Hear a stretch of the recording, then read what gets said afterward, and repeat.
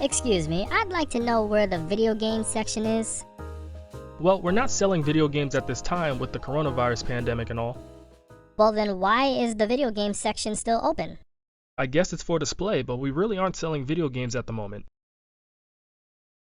I'd like to see your manager, please.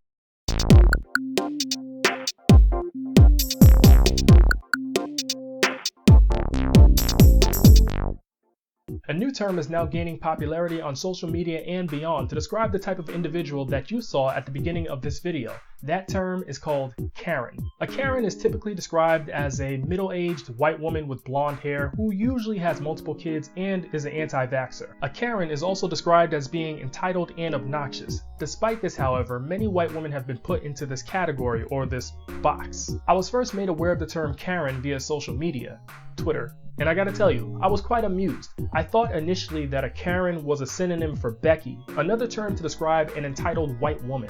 But I was mistaken. A Karen is actually an entitled white woman that knows she has privilege and weaponizes it. A Becky is a white woman who has privilege but sometimes doesn't know she has this privilege and wants to put herself in the same box as other marginalized groups. It didn't take long for the term Karen to spread on social media like wildfire, and with that came a bunch of disgruntled white women. Some white women wanted the term to be canceled, while others compared it to the N-word. Hold up. Yeah, no. Crazy, right? Let me take some time to educate you all for a second.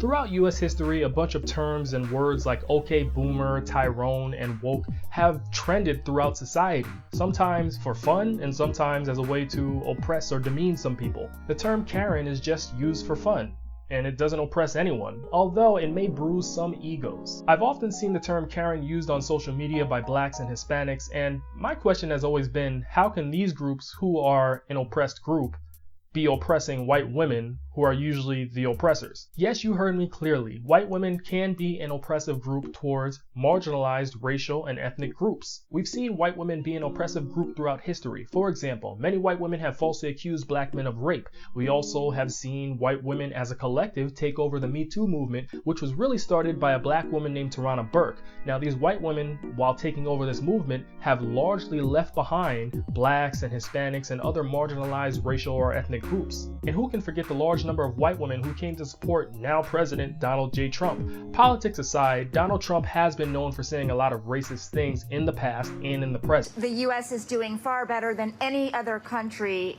when it comes to testing. Yes. Why does that matter? Why is this a global competition to you if every day Americans are still losing their lives and we're still seeing more cases every day? Well, they're losing their lives everywhere in the world. And maybe that's a question you should ask China. Don't ask me, ask China that question, okay? When you ask them that question, you may get a very unusual answer. Yes, behind you, please. What, sir, why are you saying that to me specifically?